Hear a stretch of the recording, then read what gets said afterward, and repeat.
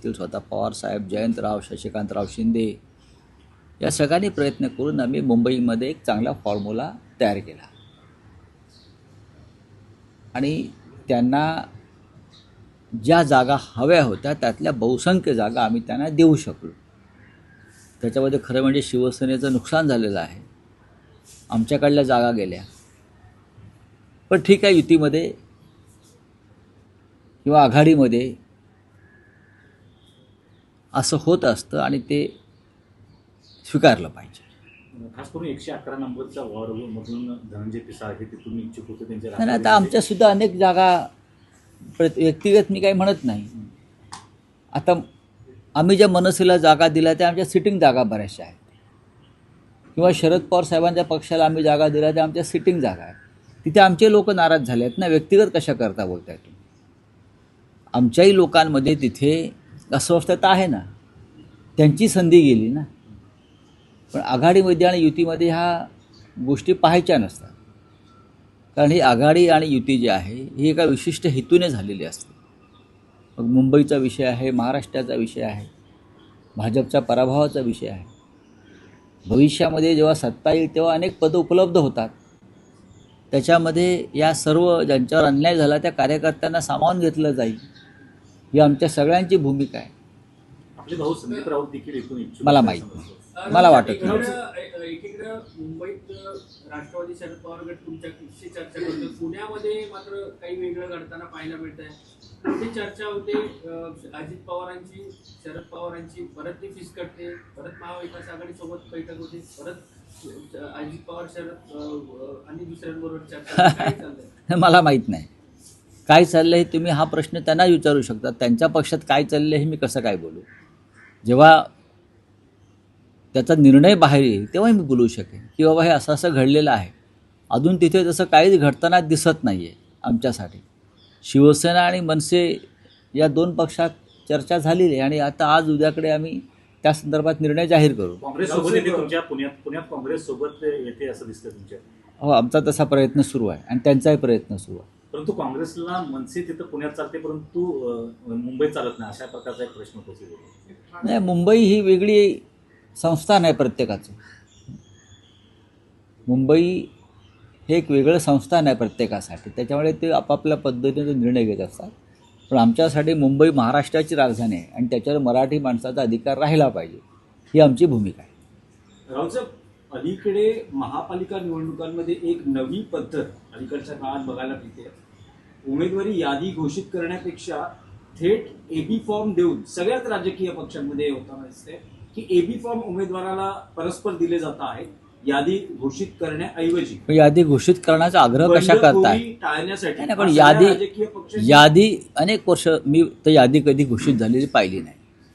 यादी घोषित करण्याचा आग्रह कशा करताय? प्रत्येक पक्षानं आपलं एक धोरण ठरवलं असेल. हे आमचे उमेदवार आहेत, त्यांनी जाऊन हा अर्ज घेऊन एबी फॉर्म घेऊन अर्ज भरावा. त्यानुसार उमेदवारांच्या बैठका घेतल्या जातात संभाव्य आणि त्यांना तशा सूचना दिल्या जातात आणि अर्ज भरल्यावर त्यांची नावं तुम्ही प्रसिद्ध करता सगळे. हीच पद्धत. निवडणुकीमध्ये असं दिसतंय की अभूतपूर्व बंडाळीला सगळ्याच राजकीय पक्षांना सामोरं जावं. प्रत्येक निवडणुकामध्ये अलीकडच्या काळामध्ये भारतीय जनता पक्ष सत्तेत आल्यापासून या बंडाळ्या वाढलेल्या आहेत. मंडळांना उत्तेजन दिलं जातं. पूर्वी निवडणुकीच्या रिंगणामध्ये मोजके पक्ष होते. आता 2 शिवसेना, 2 राष्ट्रवादी काँग्रेस आहेत ना. पर्याय उपलब्ध आहेत. असंतुष्टांना पर्याय उपलब्ध आहेत आणि मग त्यात पैशाचा वापर करून लोक विकत घेतले जातात. त्यातून बंडाळ्या होतात. बंडाळांना उत्तेजन दिलं जातं. भाजपकडून मुंबईत उत्तर भारतीय मतदारांना आकर्षित करण्यासाठी जी स्टार प्रचाराची यादी आहे त्यामध्ये योगी आदित्यनाथ आहेत, मैत्री ठाकूर आहेत, इतर मनोज तिवारी आहेत. असे उत्तर भारतीयांना आकर्षित करण्यासाठी एक वेगळी स्ट्रॅटेजी. नाही, त्यांच्यामध्ये त्यांनी मुंबईची फाळणी केलेली आहे. एक परप्रांतीयांची मुंबई आणि दुसरी मुंबई एक मराठी माणसाची मुंबई अशी भाजपनं सरळ फाळणी केली. आमच्यासाठी मुंबई अखंड आणि एक आहे. जे मुंबईकर आहेत त्यांनी मुंबईच्या विकासासाठी एकत्र येऊन मतदान करावं. पण भारतीय जनता पक्षानं कायम प्रांतवाद, जातवाद आणि धर्मवाद या आधारावर निवडणुका लढल्या आणि मुंबईसुद्धा ते तेच करतायत. तुम्हाला योगी आदित्यनाथ मुंबईत कशा करता पाहिजे, मैथिली ठाकूर कशा करता पाहिजे, किंवा अन्य कोणी कशा करता पाहिजेत, कशा करता पाहिजे? तुम्ही सक्षम नाही आहेत का? हा जर मतदार मुंबईचा नागरिक आहे, मुंबईकर आहे, तर मग भारतीय जनता पक्षाच्या महाराष्ट्रातल्या नेत्यांनी त्यांच्यासमोर गेलं पाहिजे. पण तुम्ही योगींना आणणार, तुम्ही रेखा गुप्ताला आणणार, तुम्ही मध्य प्रदेशच्या मुख्यमंत्र्यांना आणणार, म्हणजे त्या त्या प्रांताचे जातीच्या लोकांना त्या त्या भागातून लोक आणून तुम्ही आकर्षित करण्याचा प्रयत्न करता. मग तुम्ही काय करता इतके वर्ष मुंबई महाराष्ट्रात?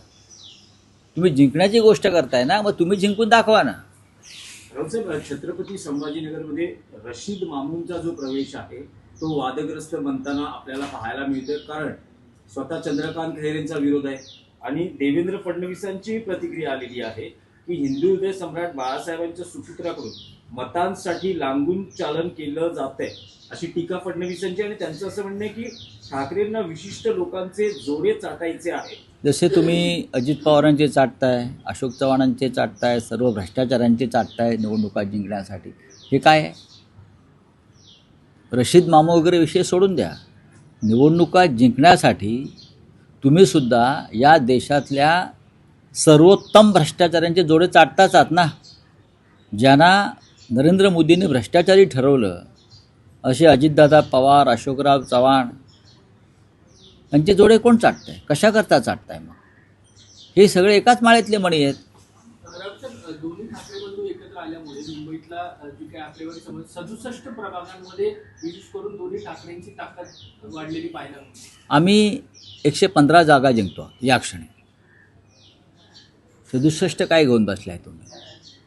जो बहुमताला जो एक आकडा लागतो, या क्षणी मनसे, महाराष्ट्र नवनिर्माण सेना आणि शिवसेना हे शतक पार करत आहेत. 117 ते 120 पर्यंत जागा आम्ही जिंकतो. हा आत्मविश्वास आम्हाला आहे आणि मतदारांना सुद्धा आमच्या आहे. सर, ठाण्यामध्ये शिवसेना मनसे काय स्थिती असेल? काही तिकडचं काही, कारण ठाण्याचं बाळासाहेबांचं विशेष प्रेम ठाण्यावरही राहिलेलं आहे. राष्ट्रवादी शरद त्यामुळे तिथे काय महाविकास आघाडी म्हणून आहे की शिवसेना मनसे म्हणून आहे? काय नेमकं घडतंय? शिवसेना मनसे नक्कीच आहे, पण आमच्या लोकांनी राष्ट्रवादी काँग्रेसचीही चर्चा केलेली आहे, पण माझ्याकडे त्याविषयी फार माहिती नाही आहे. पण शिवसेना आणि मनसेमध्ये जागा वाटप पूर्ण झालेलं आहे. तिकडले राष्ट्रवादी काँग्रेसच्या नेत्यांशीही चर्चा झालेली आहे. खास करून जितेंद्र आव्हाड यांच्याबरोबर सुरुवातीलाच बैठका झालेल्या आहेत. त्या संदर्भात तुम्हाला संध्याकाळपर्यंत निकाल मिळेल. शक्यता आहे की महायुतीत तिथे भाजप स्वबळावर लढण्याची शक्यता आहे. स्थानिक आमदार म्हणतात की आजपर्यंतचा अल्टिमेटम आहे, जर आज नाही झालं तर स्वबळावर लढू. हे सगळं घडत असताना ठाण्यात नमो ठाणे असेही बॅनर लागले. नमो ठाणे, नमो भारत, नमो आणि वेगळी, आणि श्रीकांत शिंदे तर वेगळ्या सभा घेत आहेत स्वतंत्र. नाही, ठीक आहे, अल्टिमेटम वगैरे असा काही नसतो. ठाण्याचं महत्त्व वेगळं आहे यावेळेला. भारतीय जनता पक्षाला ठाण्यामध्ये एकनाथ शिंदेंचा पराभव करायचा, एवढंच मला माहिती आहे. एवढंच मला माहिती आहे. आणि त्या दृष्टीनं भारतीय जनता पक्षानं तयारी सुरू केलेली आहे. लोकसभा विधानसभा निवडणुकांमधले निकाल वेगळे होते, ती गणिते वेगळी होती. भारतीय जनता पक्ष आणि शिवसेना मनसे युती यांच्यामध्येच लढाई होईल, फाईट होईल. चला, थँक्यू. शिवसेना भवनासमोर उत्तर भारतीय बटोके तो कटोके अशा प्रकारचे बोर्ड लागलेले पाहायला मिळतात. काय नेरेटिव्ह? हे भारतीय जनता पक्षाचे धंदे आहेत बरं का. कोणी निंदा कोणी वंदा, माझं नाव धंदा, बरं, तसं त्यांचं चालू आहे. ते काय सुधारणार नाहीत. भारतीय जनता पक्षाचे लोक अजिबात सुधारणार नाहीत. त्यांच्यासाठी खुनी, बलात्कारी, भ्रष्टाचारी ही त्यांची ताकद आहे. आणि त्यांच्या पक्षात असे सगळे लोक घेऊन हे अशा प्रकारचे धंदे करतात. चले, कुछ है? सर, एमआईएम के नेता वारिस पठान ने कहा, मुंबई मेयर की सीट को लेकर कहा है कि हम चाहते हैं कि हिजाब पहनने वाली बहन जो है वो मुंबई मेयर की सीट पर बैठे. ठीक है, चुनाव लड़िए, बहुमत प्राप्त कीजिए. मेयर बनने के लिए बहुमत होना ज़रूरी होता है, तो आप बहुमत लाइए, 110 सीट चुनकर आइए और चर्चा करिए. बात ऐसी है, ये मुंबई है, ये महाराष्ट्र की राजधानी है और हम हमेशा चाहेंगे कि यहाँ का मेयर मराठी भाषिक हो और उस मराठी भाषिक मेयर को वारिस पठान अगर मुंबईकर है तो समर्थन देना चाहिए।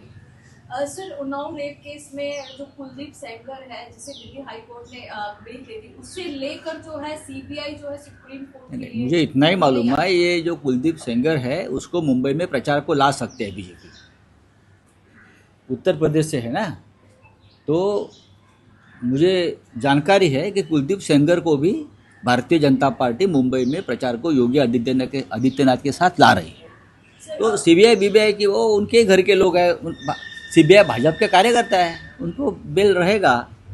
अगर उनको निकाला है जिस तरीके से तो थोड़े अंदर डालने के लिए निकाला है, लेकिन कुलदीप सेंगर मुंबई में योगी आदित्यनाथ के साथ देवेंद्र फडणवीस का आग्रह है कि कुलदीप सेंगर को यहाँ लाइए और प्रचार करिए।